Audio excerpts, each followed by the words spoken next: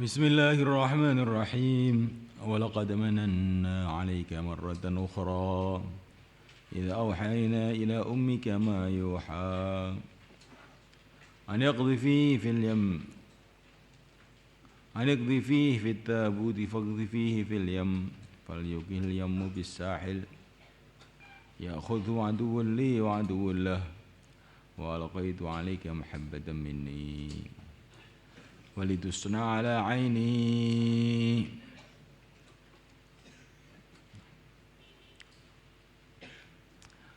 Walaqad mananna, dan sungguh aku telah memberikan anugerah alaika atas engkau hai Musa, marratan ukhra, kali yang lain, idza auhayna, ketika aku memberikan wahyu, ila ummika, kepada ibumu, ma yuha, perkara yang diwahyukan. Apa isinya wahyu itu? Anikdifi, yaitu lemparkanlah Musa fit tabuti, di dalam peti, waqdhifihi, dan lemparkanlah peti itu fil yami, di dalam lautan sungai Nil. Falyulqihi, maka hendaklah melemparkan kepada Musa al-yammu, sungai atau lautan, bisa khili, ke pinggirnya lautan. Ya'khudhu, maka akan mengambil Musa aduun, musuh, li, bagi aku, wa aduun, dan musuh, lahu, bagi Musa, yaitu Fir'aun. Wa alqaitu, dan aku telah meletakkan alaika atas engkau mahabbatan, mahabbah minni, dari aku, walitusna, dan agar engkau dipelihara, ala aini, atas penjagaanku. Itamshi, ketika berjalan, ukhtuka, saudari perempuanmu, fatakulu, maka dia mengatakan, hal adulukum, apakah aku akan menunjukkan kamu semua, alaman yakfuluh, alaman, atas orang yakfuluh, yang akan memelihara Musa. Faraja'naka, maka aku mengembalikan engkau, ila ummika, kepada ibu engkau, kaya taqarra ainuha, agar gembira ainuha, matanya, wala tahzana, dan agar dia tidak sedih hati, wa qatalta, dan engkau telah membunuh nafsan, seseorang, fanajainaka, maka aku menyelamatkan engkau, minal ghammi, daripada kesusahan, wa fatannaka, dan aku telah menguji engkau, futunan, dengan macam-macam ujian, falabista, maka engkau telah menetapi, sinina, beberapa tahun, fi ahli Madyana, di kalangan penduduk Madyan. Tsumma-jita, kemudian engkau datang, ala qadarin, atas satu ukuran, ya Musa, hei Musa, atas satu derajat, ya Musa, hei Musa. Wastona'tuka, dan aku memilih engkau, li nafsi, untuk diriku, idhab, pergilah anta, engkau, wa akhuka, dan saudara engkau, bi ayati, dengan membawa ayat-ayatku, wala taniya, jangan engkau henti-henti, fi dzikri, di dalam zikir kepada aku. Allah.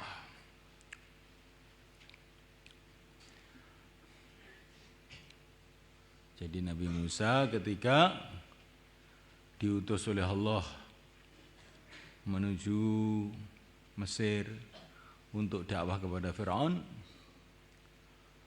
maka beliau betul-betul merasa berat dengan tugas ini. Tetapi rasa berat itu tidak membuat beliau mundur. Tapi rasa berat itu membuat beliau doa.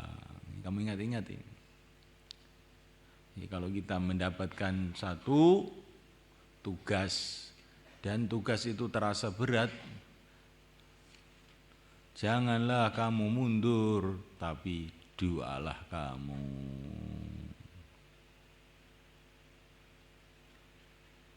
Dan doa yang pertama yaitu doa untuk hati.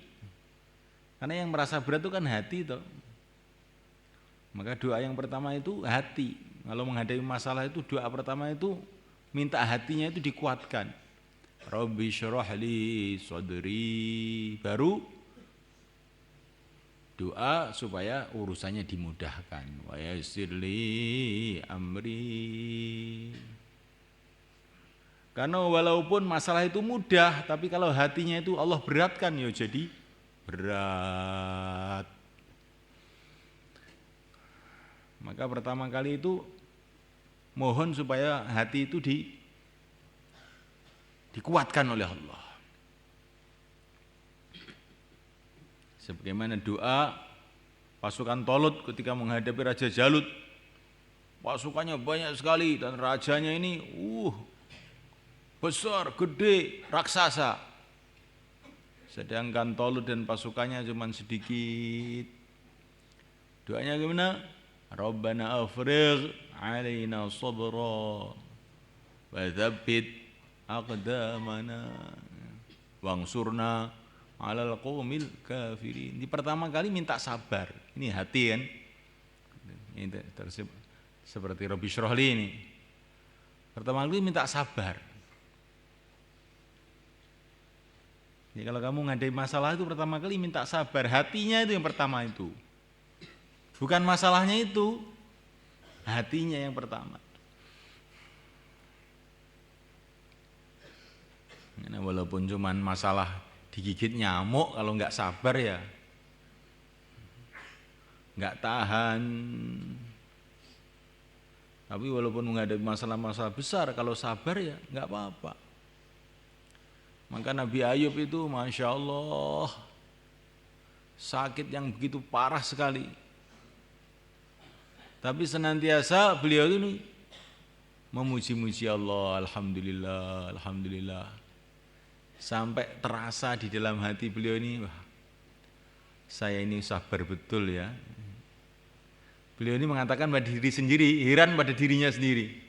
Kok sabar betul saya ini. Sakit sudah begini ini kok tenang-tenang saja.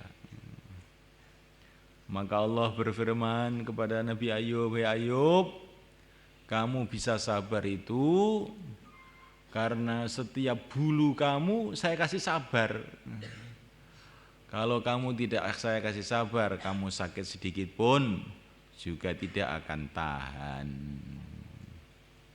Bahkan kalau sudah tidak dibikin sabar oleh Allah, nggak sakit pun nggak sabar, pamitan. Padahal nggak sakit itu ya, nggak sakit, ya nggak disakiti.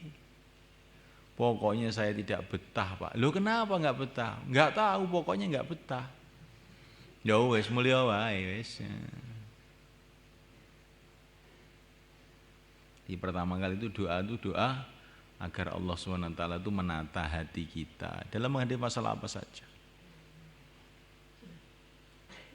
Dan jadikan semua doa, semua permintaan kita kepada Allah itu, jadikan maksud tujuannya adalah supaya bisa dekat kepada Allah.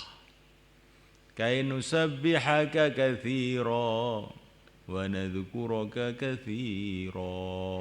Tujuannya minta ini supaya bisa tasbih kepada Allah dengan tasbih yang banyak, zikir kepada Allah dengan zikir yang banyak. Orang iman itu begitulah. Minta ini itu untuk apa? Supaya bisa mendekat pada Allah, supaya bisa zikir kepada Allah.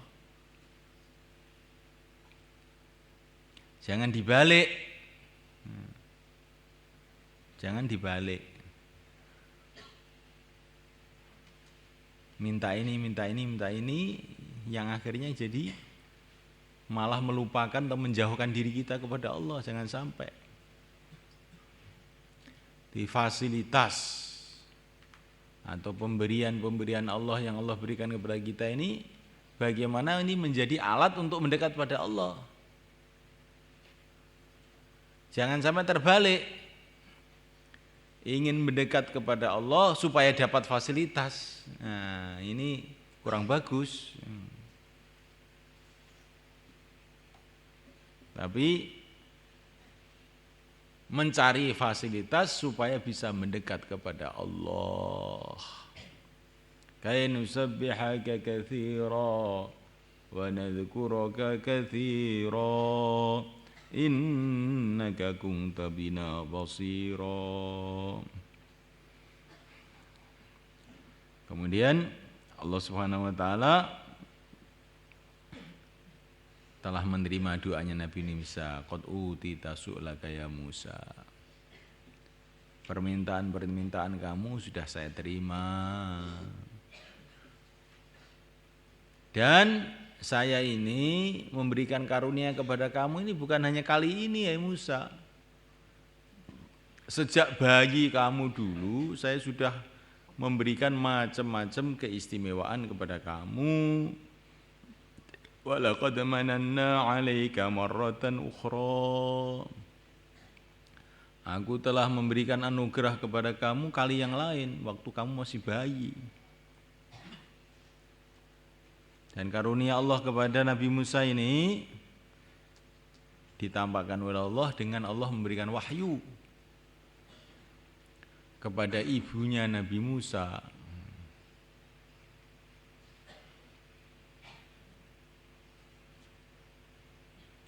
Jadi ibunya Nabi Musa itu menerima wahyu. Apakah terus boleh dikatakan dia sebagai nabi menerima wahyu? Kebanyakan ulama mengatakan tidak. Karena wahyu di sini ini mungkin juga yang dimaksud itu ilham. Sebagaimana firman Allah wa auhayna ilan nakhli. Allah memberikan wahyu kepada tawon, lebah. Apa lebah jadi nabi? Bukan ya. Sehingga lebah itu bisa membuat rumah, mengeluarkan madu, itu wahyu dari Allah. Maka wahyu di sini ini bukan maksudnya wahyu seperti wahyu kepada para nabi untuk mengamalkan agama dan sebagainya, tapi wahyu ini maksudnya ilham, dikasih bisikan-bisikan dalam hatinya itu, yang bisikan itu bisikan yang benar. Sebagian ulama mengatakan kalau Allah memberikan wahyu kepada seseorang ini dalam hal yang khusus, ini tidak bisa dikatakan nabi. Tapi wahyu itu, yang menerima wahyu dikatakan nabi kalau wahyu itu sudah kaitan dengan agama, saya begitu. Tapi kalau hanya wahyu dalam hal-hal yang khusus seperti ini, belum bisa dikatakan nabi. Wallahu ta'ala alam bissawab wa ilaihil ma'ab. Wahyu yang Allah berikan kepada ibunya Nabi Musa itu anaqdhi fihi fit tabut, taruhlah Musa ini di dalam kotak, di dalam kotak, dalam peti. Kemudian faghdhi fihi fil yam, peti itu lemparkan ke lautan. Maksudnya lautan di sini adalah Sungai Nil. Karena besar Sungai Nil itu sudah dikatakan yam, lautan. Fal yulqihil yamu bisahil, hendaklah lautan itu melemparkan Musa ke pinggiran. Maksudnya ini Allah SWT sudah mentakdirkan, sudah menentukan nanti kalau peti yang berisi Nabi Musa itu dilemparkan ke lautan, lautan itu akan diatur oleh Allah sehingga melemparkan peti itu ke pinggir. Kalau sudah peti itu minggir, ya khudhu aduwulli wa adullah, akan mengambil peti itu musuh bagi aku, bagi Allah, dan musuh bagi Musa juga, yaitu Fir'aun. Ini bayangkan ini. Jadi kalau Allah SWT itu sudah memberikan anugerah kepada seseorang, Itu Allah selamatkan itu dengan cara yang aneh.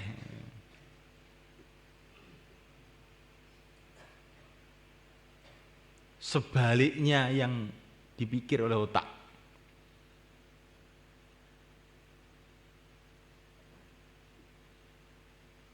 Untuk menyelamatkan Musa ini Allah Subhanahu wa taala itu memberikan wahyu kepada ibunya Nabi Musa supaya ditaruh di peti, dilempar ke lautan. Setelah dilempar ke lautan, ini bayi ditaruh di peti ini gimana kira-kira? Ya itu kan sudah suatu bahaya dong. Bayi kok taruh di peti, kalau numplek nanti bagaimana? Ya. Mampus. Sudah ditaruh di peti, dilemparkan ke lautan lagi. Wah ini bahaya kedua ini.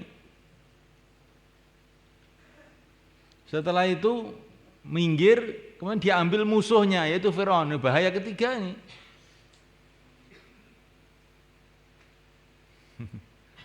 Bahaya. Untuk apa? Untuk supaya Musa selamat. Kan aneh ini.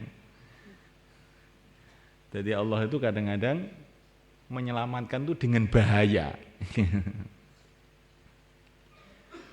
Maka dikatakan penyair, idza lam yakun aunun minallahi lil fata fa aktsaru ma yajni alaihi ijtihaduhu. Idza lam yakun aunun minallahi lil fata fa aktsaru ma yajni alaihi ijtihadu. Kalau Allah sudah tidak menolong seseorang, maka kebanyakan yang mencelakakan dia adalah usahanya dia sendiri. Kalau Allah sudah tidak menolong orang, maka dia ini akan celaka dengan usahanya sendiri. Sebaliknya kalau Allah sudah menolong, bahaya, malah jadi selamat. Kelihatannya hina, jadinya mulia. Inilah yang telah didatangkan oleh Allah kepada orang-orang yang suci, orang-orang yang mulia, para nabi, para rasul, dan pengikut-pengikutnya yang setia. Di orang itu kalau lurus saja, ya, itu ya, pokoknya nggak ada masalah lah. Hidup itu nggak ada masalah, lurus saja itu ya biasa. Ini orang-orang besar ini, hidup itu penuh masalah. Orang-orang besar, para nabi, para rasul, para wali-wali Allah itu hidupnya itu penuh masalah, tapi akhirnya masalah itu jadi asbab kemuliaan malah.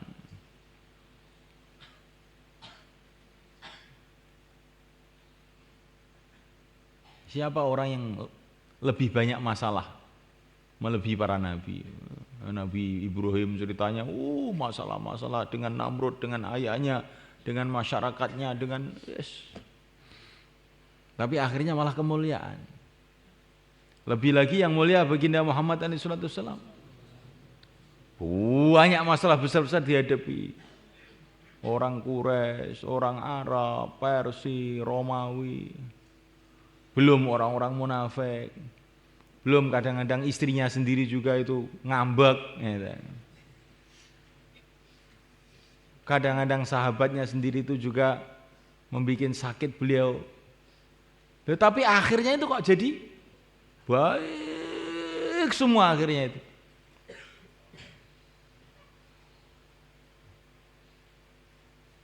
Ini kamu renungi betul. Jadi kamu jangan takut dengan masalah.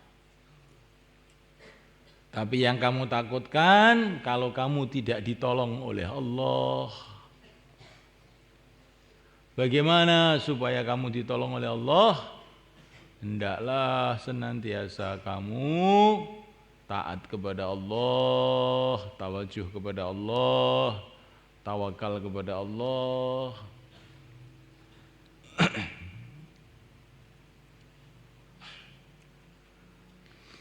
Maka peti yang berisi Nabi Musa itu akan diambil musuh bagi aku dan musuh bagi Musa, yaitu Fir'aun. Tetapi wa alqaitu 'alaika mahabbatan minni, Aku taruh kepada dirimu tuh hai Musa mahabbatan minni, mahabbah dari aku. Maksudnya wal ketu alaika mahabbatan minni itu aku jadikan diri kamu itu dicintai di mana saja.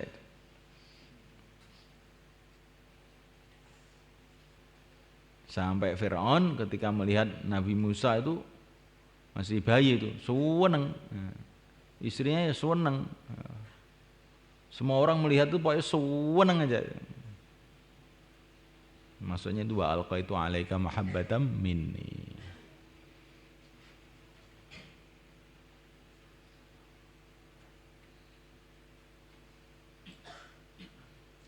Ya walaupun musuh, walaupun Firaun kalau oleh Allah sudah dijadikan seneng ya enggak apa-apa tuh. Jadi walaupun teman kalau Allah jadikan benci, oh bisa mencekik kamu nanti.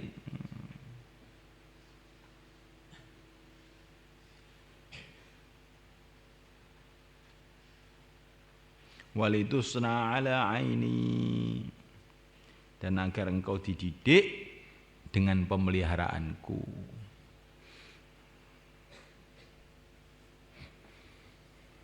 Jadi Nabi Musa alaihissalatu wassalam itu ceritanya setelah diambil oleh Fir'aun, diangkat sebagai anak bagi Fir'aun.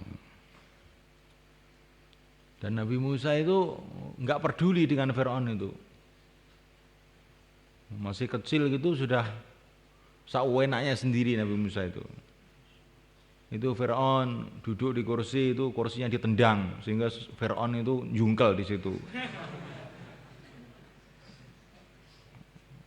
Akhirnya Fir'aun tuh mau marah-marah, tapi ya ada saja Allah tuh walitusa'ala ini itu Allah tuh jaga aja Nabi Musa sehingga Fir'aun itu akhirnya tetap nggak bisa mau mencelakakan Musa ini. Walaupun sudah disakiti oleh Musa itu ada aja jalan akhirnya dia itu nggak bisa nyakiti Musa. Dan Nabi Musa waktu kecil itu namanya anak raja ya. Tapi itu sawenaknya sendiri kepada Fir'aun, kepada menteri-menterinya ya. Wah menteri-menterinya itu apa itu nggak cocok sama Nabi Musa waktu kecil itu dipuantung sama Nabi Musa, ditendang ya. Tapi anehnya itu setiap menteri-menteri tadi itu mau laporan kepada Fir'aun bahwa Musa itu nakal begini-begini, setiap mau laporan nggak bisa, ada aja masalah sehingga dia tidak bisa bikin laporan. Itu juga kalau kepada rakyat, itu kalau pada orang Mesir yang rakyatnya Fir'aun, itu juga begitu. Musa itu seenaknya sendiri pokoknya. Ini orang Mesir itu dolim, pewandungi, tuwendang, jewer, kira-kira gitulah kira-kira. Tapi kalau dia mau laporan, nanti Allah bikin celaka dia. Entah jatuh, entah jadi sakit, entah apa, nggak bisa laporan artinya gitu. Sehingga yang sampai kepada telinga Fir'aun ini, wah Musa ini anak bagus, ya. Putra mahkota yang bagus, pandai, pinter. Ya. Setiap ada orang laporan mesti celaka. Sehingga akhirnya masyhur di Mesir itu masyhur. Jangan melaporkan Musa loh itu. Itu orang itu nggak tahu ada apanya itu. Siapa yang mau melaporkan Musa mesti celaka dia. Akhirnya nggak ada orang mau laporan. Akhirnya Musa itu berbuat sawenaknya sendiri di Mesir itu. Ini termasuk walitusna ala aini itu. Jadi orang itu kalau sudah Allah bikin selamat itu loh. Walaupun SPD istilahnya orang Jawa itu, seenaknya sendiri ya selamat saja gitu. Tapi kalau Allah sudah bikin celaka, nggak salah-salah juga dituduh-tuduh. Kamu ini, kamu ini, padahal nggak salah itu. Kenapa kok saya ini nggak salah kok dituduh-tuduh? Yo nasibmu Kang. Nasibmu we. Oke maca Fatihah ning Nabi Musa. Nabi Musa iki sak guleme wis slamet ae. Allahu Akbar. Ada orang itu begitu itu ada. Makanya kamu itu ta'alluq kepada Allah. Jangan kamu kira kalau kamu tuh sudah hati-hati gini, kayak orang dakwah. Ngomong lembut-lembut tapi yang diomong lo tersinggung. Guru orang. Tapi ada juga orang dakwah itu yang ngomongnya itu kadang-kadang itu sebetulnya kalau saya lihat itu agak kurang ajar. Tapi yang diomong itu nerima. Ini mungkin wali ini orang kok bisa ngomong begini. Aneh tuh. Itu ceritanya tahun 83. Itu Abdus Sobur itu jamaah jalan kaki dari Pakistan datang ke sini ketemu ayah saya. Nah, namanya orang Pakistan duduk di kursi kakinya ditaruh di atas. Biasanya kan begitu. Ini kalau orang Jawa sudah aib betul. Tapi ayah saya itu tidak tersinggung. Masya Allah. Ini orang ikhlas duduk seenaknya saja. Orang ikhlas betul. Duduknya seenaknya saja itu. Ini kalau orang sudah dijaga oleh Allah itu begitu. Tapi kalau orang tidak dijaga oleh Allah, sudah munduk-munduk, adab, sopan, orangnya malah tersinggung. Ada apa dia kok bilang kok begitu itu? Mau apa sebetulnya dia? Nah, malah dicurigai. La haula wala quwata illa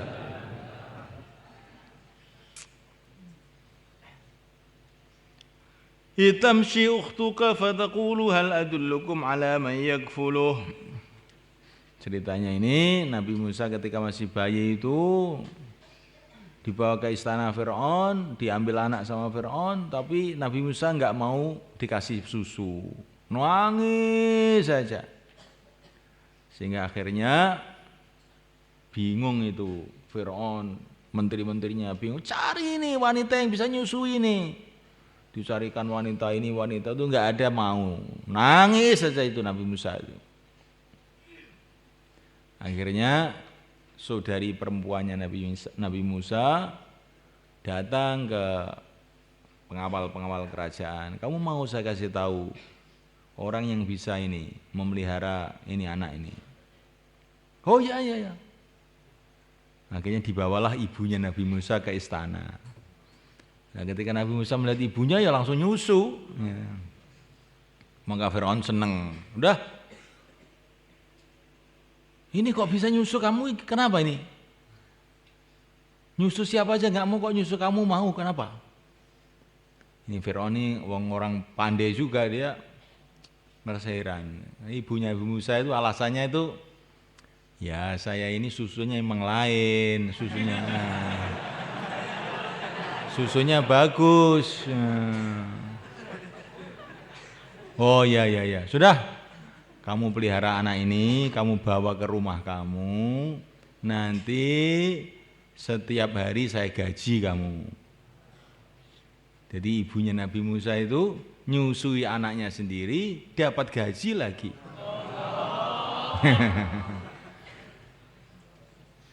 Ya orang ini kalau sudah beruntung kayak begitu itu. Melakukan tanggung jawab sendiri, dapat gaji lagi. Kayak kamu. Cari ilmu itu kan kewajiban kamu sendiri toh. Kok dikirim uang dari rumah itu loh. Nah, kamu itu sudah ada tetesan Nabi Musa kamu itu. Ibunya Nabi Musa. Kewajiban kamu sendiri. Lah kok orang tua ngirim uang, ya alhamdulillah. Ya. Kadang-kadang orang itu dakwah semata-mata karena Allah, tahu ada yang ngasih duit, kasih hadiah.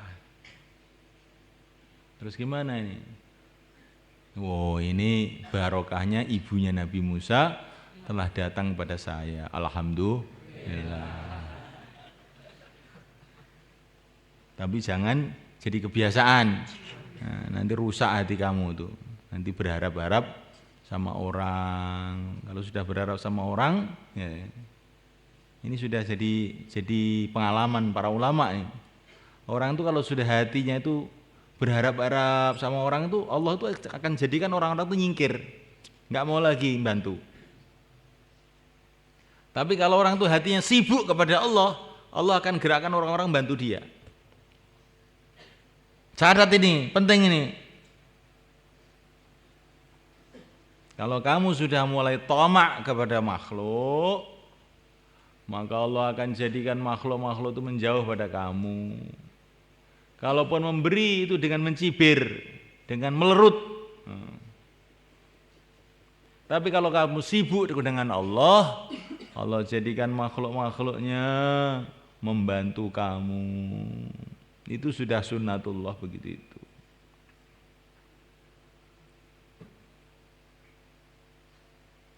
Wa qatalta nafsan fanajjaynaka minal ghammi wa fatannaka futuna. Jadi kamu ini hai Musa, saya kasih anugerah itu bukan baru sekarang, sejak bayi kamu. Wah, kamu itu sudah saya masukkan dalam macam-macam ujian dan senantiasa saya tolong kamu. Sampai kamu membunuh, gitu. Nabi Musa itu akhirnya pada puncaknya di Mesir itu ketika masih jadi anaknya Fir'aun membunuh orang Mesir.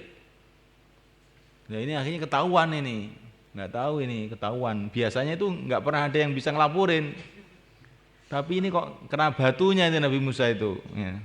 Bunuh orang ketahuan, dilaporkan sama Fir'aun. Fir'aun marah, wah ini, ya ini musuh saya katanya Fir'aun. Siapkan pasukan, cari dia. Tapi dasar orang itu orang memang dijaga oleh Allah. Akhirnya Nabi Musa lari dari Mesir. Akhirnya sampai ke Madian, dapat istri putrinya Nabi Syu'aib. Jadi malah beruntung lagi, tambah beruntung.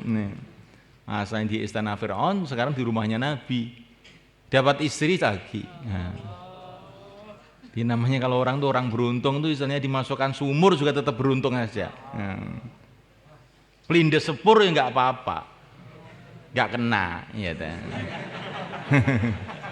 tapi kalau orang itu sudah celaka itu, ya tidur di kasur tahu-tahu mumet, sakit. Itu kalau Allah bikin sakit begitu. Tapi kalau Allah bikin selamat, pelindes sepur nggak kena, pinggirin sedikit itu aja, bajunya aja yang kena, ya. Orangnya nggak kena. Ini kamu renungi ini, kayaknya guyon nih. Tapi ini bagaimana kalau Allah sudah menjaga seseorang itu? Maka di antara doa Maulana Yusuf, Allahumma tathbitan katasbiti Musa alaihi salam. Ya Allah, tetapkanlah diriku, kokohkanlah aku ini sebagaimana Engkau telah mengokohkan Nabi Musa alaihi salam. Allahumma waqiyatan kawaqiyatil walid. Ya Allah, jagalah aku sebagaimana Engkau menjaga seorang bayi. Bayi itu Masya Allah nggak punya apa-apa, nggak bisa usaha apa-apa, tapi makan terus, minum terus, enak aja terus. Ini kalau Allah sudah menjaga orang kayak bayi itu,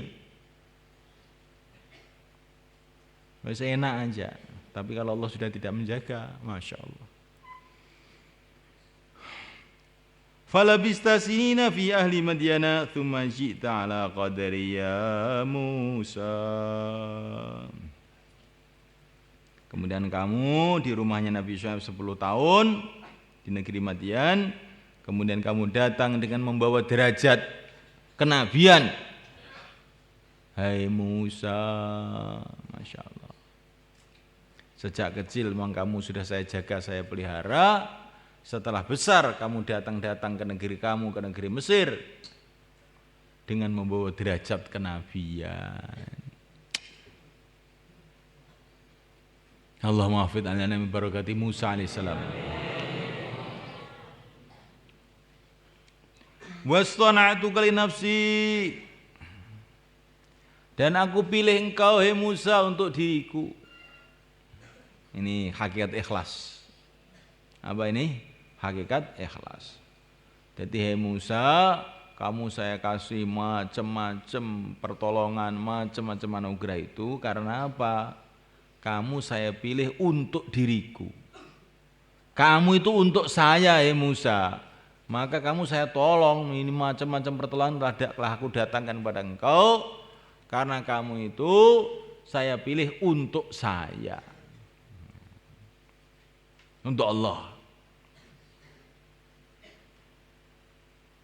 Ini pelajaran kepada kita. Setelah kita dikasih macam-macam fasilitas, banyak loh kita ini fasilitas yang Allah berikan kepada kita. Kamu dikasih kesehatan, dikasih macam-macam anugerah oleh Allah. Sehingga kamu mondok di Temboro ini, ngaji Quran, ngapalin Quran. Apa bukan anugerah ini? Anugerah besar itu. Kamu dikasih badan yang sempurna, mata bisa melihat, bisa mendengar. Dikasih makan, dikasih minum. Maka di sini ini kamu harus wastana'tu kali nafsi. Ya Allah, semua fasilitas anugerah-anugerah ini hanya untuk mencari ridhomu. Saya tidak ingin mencari yang lain. Maksudnya begitu.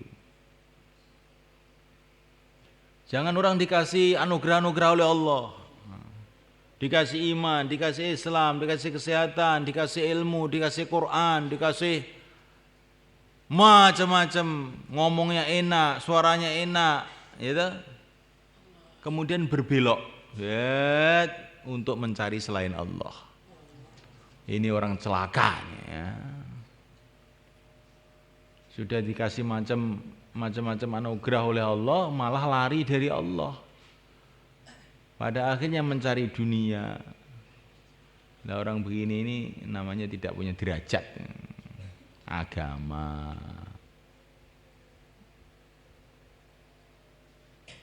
Anallah bisallallahu